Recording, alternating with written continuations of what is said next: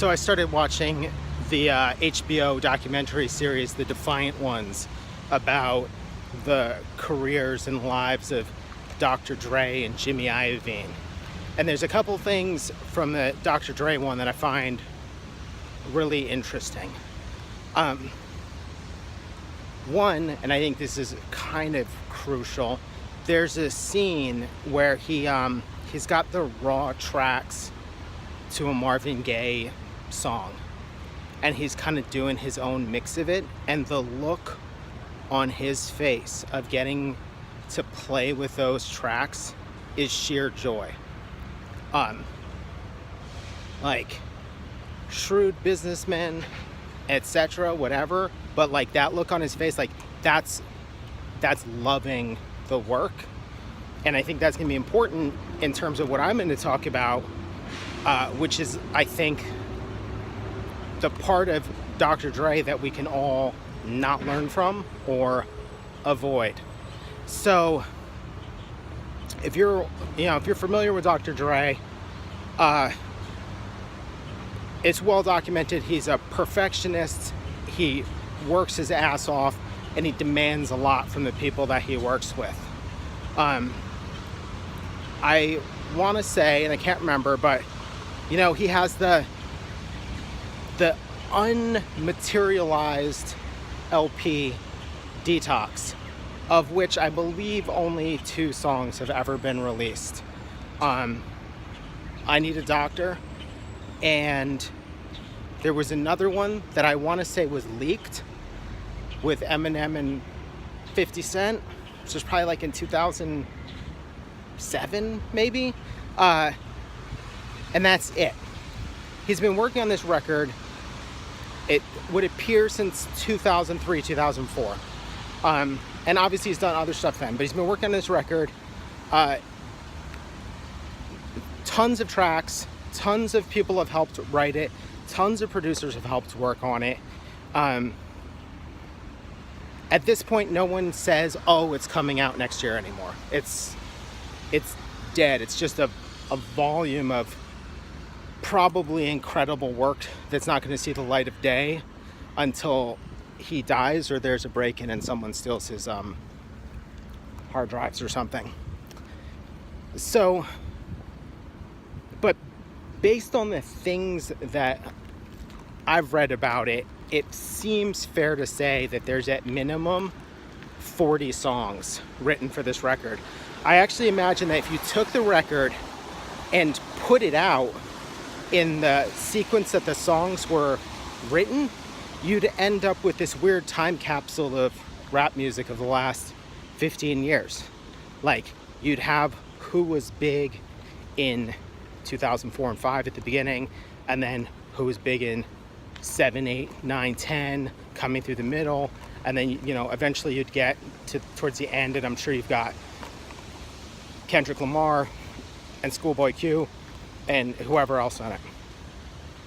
So it's this massive undertaking he's been working on, and when he put out the that Straight Outta Compton sort of soundtrack, that was it just called Compton? I can't remember.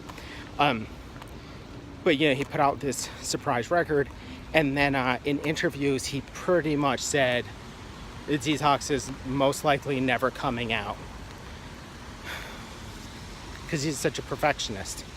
There's a thing that he says in, I want to say, the first episode of The Defiant Ones that really kind of struck me, which is, what did he say? He said,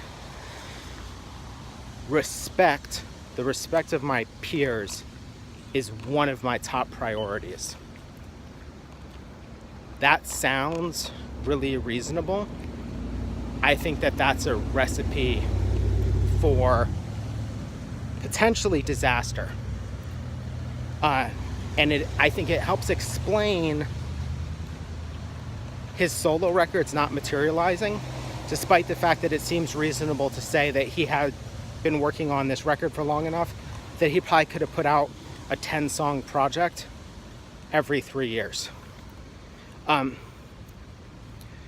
Because the problem is, like, if you're Dr. Dre and you're working for the respect of your peers. And part of how you determine getting that respect is also putting out records that alter the sonic landscape of music. And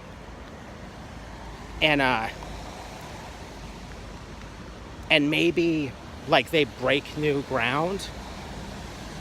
It's going to get harder and harder to put out a record as you get to be more and more of a legend. And as those records that built your reputation recede further and further back into time, their legendary qualities are just going to amplify. So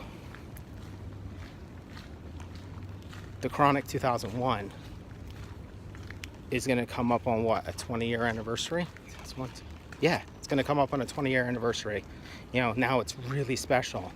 You know, like the number of records that Dr. Dre is just the only name on, there's not that many. Is there two? Is it just the Chronic and the Chronic 2001? So you set up this expectation, if that's your measure, like, will I still have the respect of my peers and of my fans and of the music industry? Makes it really difficult to put out records. And I think that is sad. On the one hand, that clip of him with the Marvin Gaye mixes is critical because at least he doesn't make himself miserable. At least he loves what he's doing. He gets, you know, value out of this sheer joy of doing it.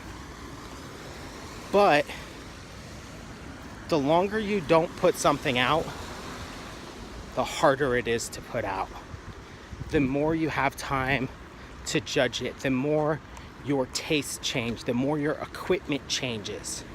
And then you look back on it and it's not up to whatever your new standard is. But if you had just put it out in 2005, then it just would have been a record. It would have just been a record you put out.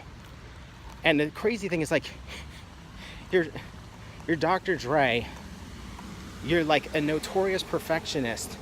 Your half-finished bullshit is better than 99% of what's on the planet. Now, here's the thing. Who cares what I think? Like, Dr. Dre also shouldn't just change his creative practice because a random dude is like, you should put out more records. Because what is that? That's just a matter of saying, hey, do what I want you to do instead of what you want to do. But I think there's a really important thing there about the dangers of thinking about other people's opinions. And so now, in a bizarre twist, let's bridge Dr. Dre and Gerhard Richter. So there's this scene that's like critical for me as a creative person.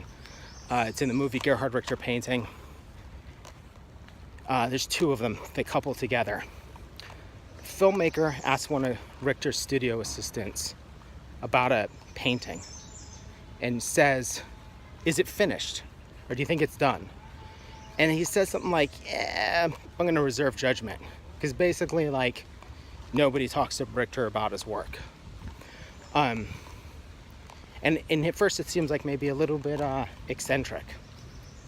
But then later, and this is a moment that's like so important for me,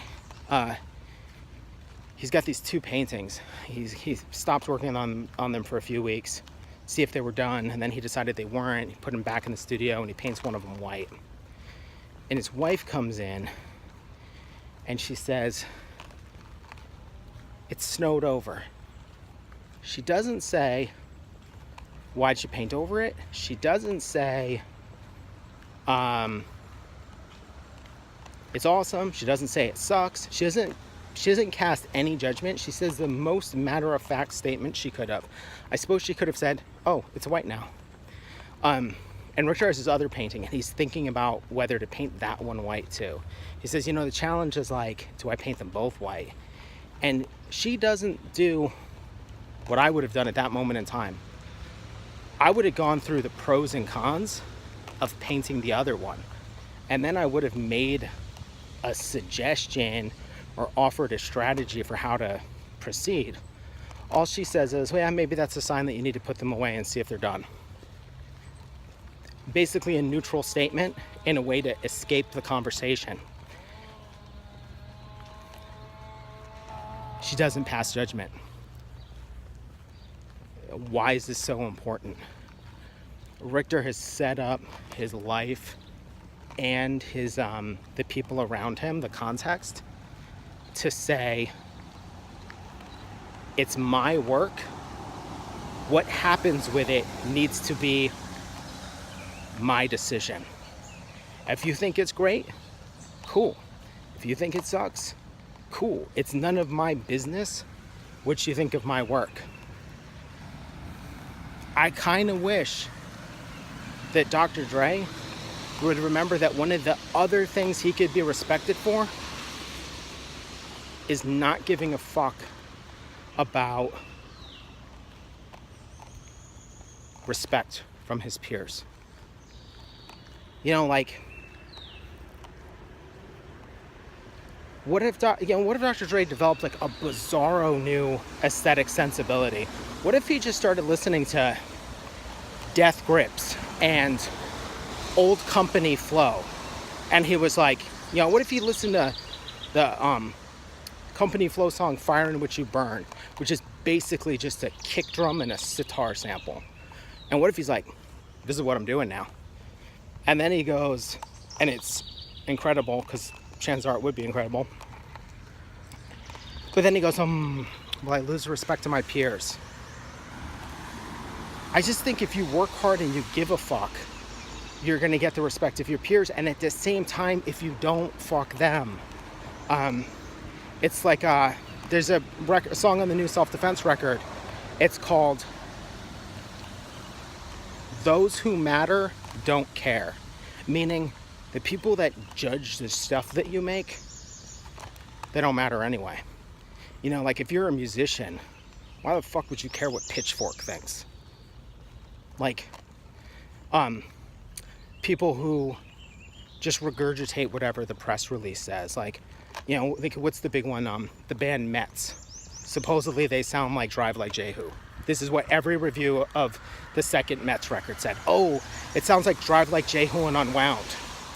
Except, of course, if you listen to Drive Like Jehu and Unwound, and it sounds nothing like those, and it actually sounds like Nation of Ulysses. So, like, do you want the respect of those people? Do you want respect of someone who writes the fucking reviews at Rolling Stone? Dear God, like, the only thing that matters is, like, the respect that you have for yourself. And the thing that is crazy, right, is, like, how lucky would we be if we had that collection of Dr. Dre music? Like, how lucky would we be if we had a record in 2005 and 2008 and 2012 and 2015, and we could listen to the sonics change, we could listen to the collaborators change, or not. I think, like, God, this is going long, but fuck it. If you're a fan of, I mentioned Company Flow before. So Company Flow was the group that LP of Run the Jewels was in prior to going solo, and about 10 years prior to, to Run the Jewels. One of the things that we are all blessed for is that LP took a break from producing other people's records and shut down his record label so that he could focus on being a musician. And within the 10 years that he did that, we get a solo LP that was quickly followed up by those 3 Run the Jewels records. And I think we're all better off for it. And like, man, I want a Dre record frequently. You know, at the time I'm making this, that new Pusha T record Daytona came out. It's only 7 songs, and Kanye West produced all of it, and he produced 2 other 7-song records. I'm like, we are fucking lucky about that. Like, thank goodness. You know, how much better would Eminem's output be if he would stop being all ambitious and worrying about the respect of his peers and would just knock out some good fucking rap records? Now, I understand, like, he's got financials and a legacy and blah, blah, blah. But when, like, your legacy is already tarnished by try-hard bullshit, like, take the fucking... maybe put your foot on the pedal and move faster. Make your mistakes faster. Like, you know, we're lucky to have gotten 4 Pusha T LPs in a pretty short period of time. You know, Prodigy from Mobb Deep died last summer. And I will say this, like, one thing we're lucky about is that dude made a lot of records really quickly. And I'm glad that we have them. I'm glad that we have that legacy. And I think about, like, how disappointing it is that my favorite rapper, Despot, started working on a solo LP in 2001. He's probably made 4 versions of it by now. Each one would have captured him artistically at a moment in time and would have been awesome. But he's so concerned with perfectionism and trying to make the perfect record instead of trying to make the record that captures, like, this is Despot circa 2002 making a record with Blockhead, and this is Despot circa 2006 making a record with Rat-a-tat, and this is Despot circa 2015 making another record with Rat-a-tat. You know, like, I want all those records, and over time one of them wouldn't be as good as the others, or it wouldn't hold up as well. Who the fuck cares? Like, this is where the thing that matters to me the most, and I again have to thank Self-Defense Family for this, is the record doesn't need to be a goddamn masterpiece. It just needs to authentically capture where the artist is at. You know, that's the whole reason for best ofs, right? Like, you take the best of record and cool, in theory you've got the masterpiece, like if you have a spotty discography. But who cares? Like, the problem with being a perfectionist is nothing is ever perfect. And to circle all the way back to Dr. Dre, and to wrap this up, Dr. Dre's always been a perfectionist, but he used to be really fucking productive. You know, it was this short period of time, 2 years maybe, he produced the following records, only 2 of which kind of suck now because they're primitive sounding, but JJ Fad, NWA Straight Outta Compton, Eazy-E's Easy Does It, and the DOC's No One Can Do It Better. And I can't recall if he's involved in the first Above the Law record. And there's the NWA compilation record called NWA and the Posse that kind of captured all their early 12 inches and demos. So that's 5 LPs in 2 years, all of which, with the exception of maybe NWA and the Posse, went gold or platinum. Most of them still hold up to this day. And then he's like producing for other people, but now feels like we get this intermittent output. We get records that never see the light of day, like the King T record, the Busta Rhymes record, the Rakim record, because he was trying so hard to be a perfectionist and so hard to maintain the respect of his peers and so hard to have a vision that he couldn't just chill the fuck out and put out some good records. Now, on the one hand, like, far be it from me to tell anybody to how to conduct their creative output. But when you're being a perfectionist, I think you're obsessively concerned with the opinions of others. And I don't think that that's healthy. I don't think it makes you happy. And I think it robs you from the simplest joy you could get from art, which is, I made this today, and I'm so stoked on it that I'm going to share it with the world. So, thanks a lot for watching. If you liked this video, please leave a thumbs up or something, or subscribe, or leave a question or comment. If you share it, if you share it on Facebook, look up Joshua Hardisty and tag me in it. Or if you share it on Twitter, tag MVA Joshua. All right, thanks a lot.